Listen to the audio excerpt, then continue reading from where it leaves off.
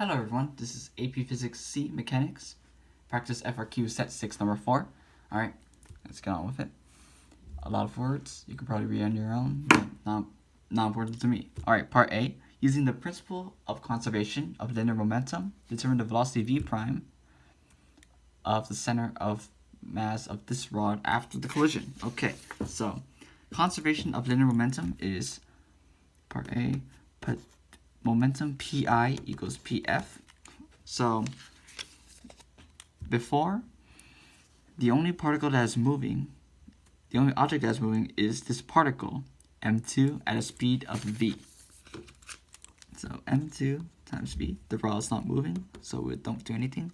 And in the end, the particle moves backwards at a velocity of negative v over 2, and the rod is moving at a speed of v prime, which is what we're trying to find. Okay, so m2, the final velocity is negative v over 2 plus m1 v prime. Okay, we can simplify this to negative m2 v over 2 plus m1 v prime. We can add this to both sides and combine it with this to get 3m2v over 2 equals m1v prime. And then we can divide m1 on both sides to get 3m2v over 2m1 equals v prime. Pretty easy. Okay, part B.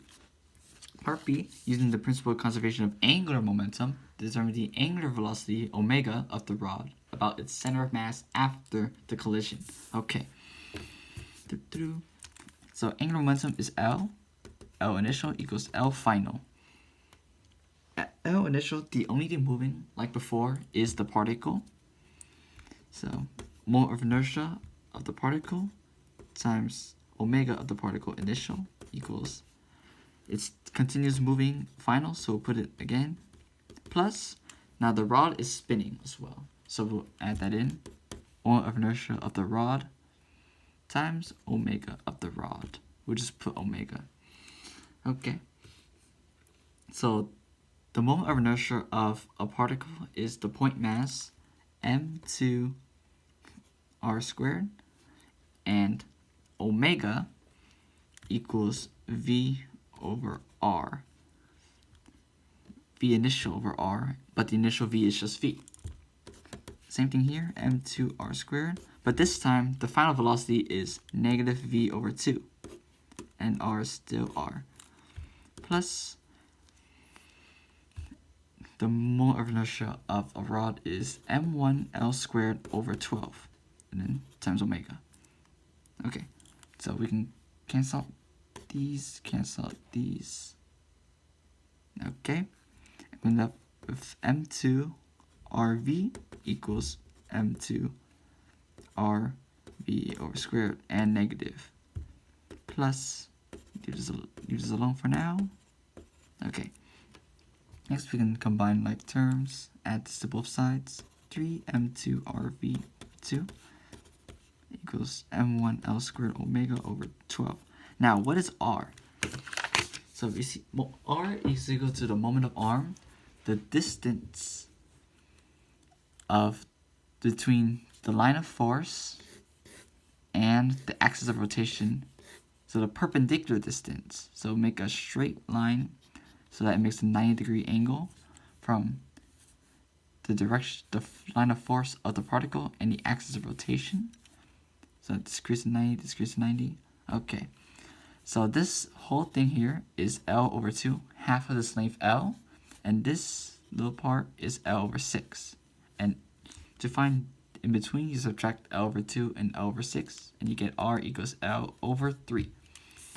So we'll put that right in here.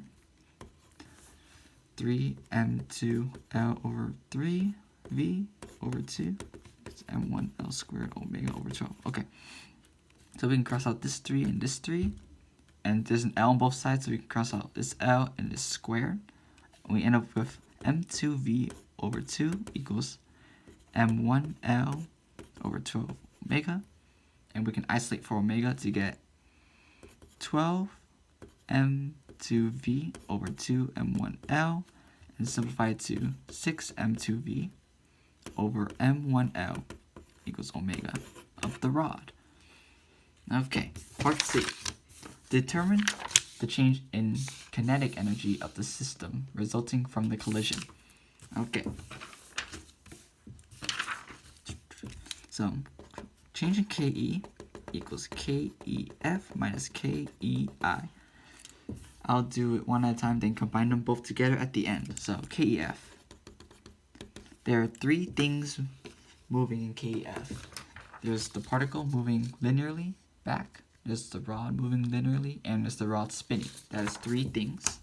So, KE linear of the particle plus KE linear of the rod plus KE rotational of the rod. Okay, so KE linear is 1/2 m2 v squared.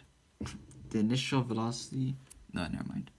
Okay, vf squared plus 1/2 m1 v prime squared plus 1/2 I of rod times omega squared.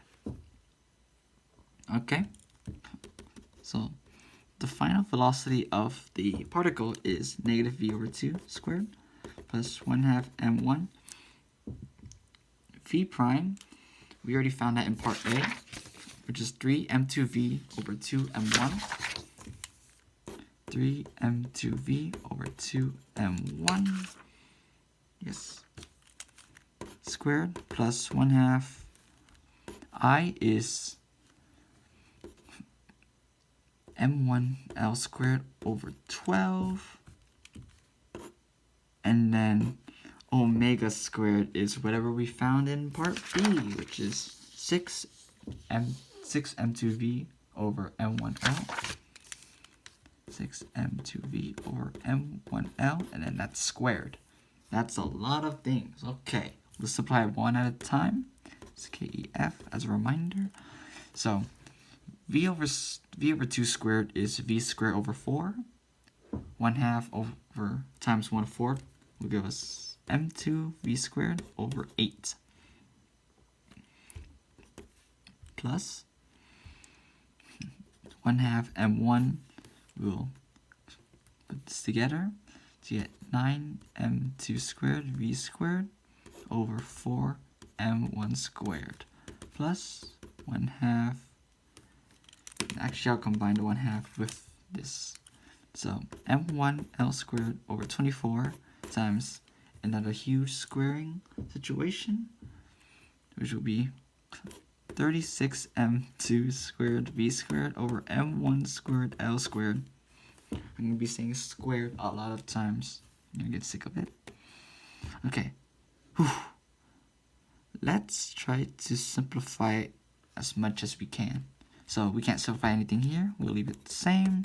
Plus, okay, there's an m1 and an m1, numerator and denominator. We can cross out this one and cross out the squared here.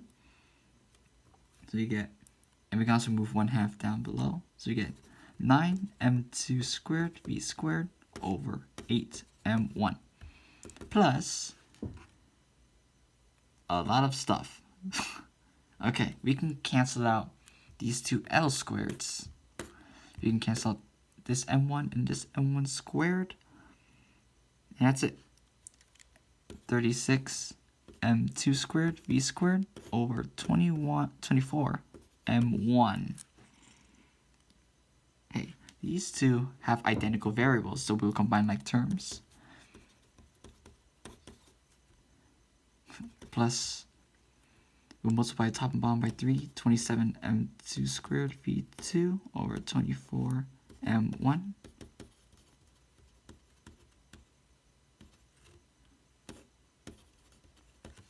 Okay. Square over 8. 27 plus 36 is 63. Over 24, blah, blah, blah, blah. I'll simplify this into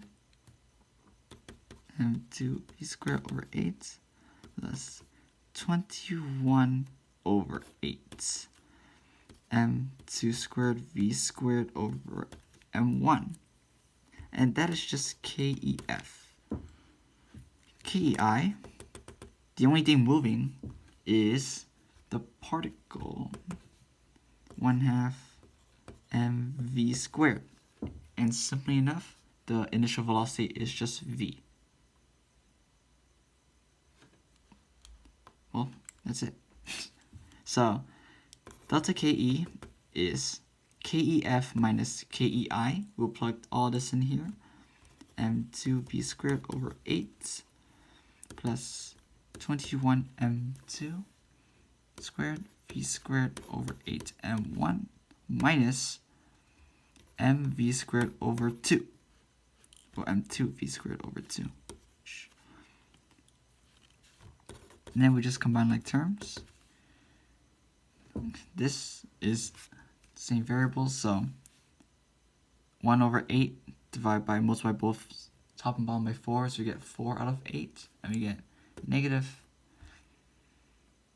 3 m2v squared over 8 plus 21 m2 squared v squared over 8 m1. That's quite a lot of stuff. Okay, but that is it.